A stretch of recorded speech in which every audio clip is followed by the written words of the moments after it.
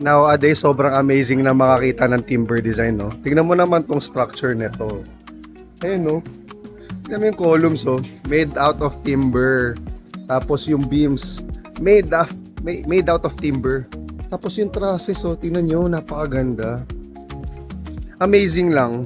Kasi bihira na yung mga nakakapag-design ng ganito. Lalo yung mga structural engineer na kaya pa mag-compute ng ganito. Yung mga timber design, ang galing.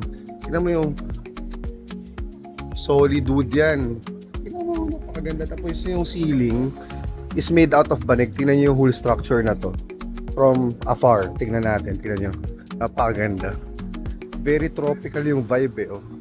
Dito yan sa Marea Outdoor Dining dito sa Bellevue Resort dito sa Panglao, Bohol. Ito, tingnan nyo, napakaganda ng structure. Oh. Yan, oh. Ganda. Tapos yung roof made out of thatch. Yung parang kugon. Ang pamagat doon is thatch, eh. Tapos yung ginamit nila for the structure, yan. Artificial touch na yan, eh. Ang ganda kasi very tropical yung architecture na ginamit. Sobrang ganda dito sa Bellevue Resort. Check out nyo. Yung mga gustong pumunta ng Bohol, check out nyo tong Marea Panglao, Bohol. At itong mga kasama kong kupal! Na joke lang.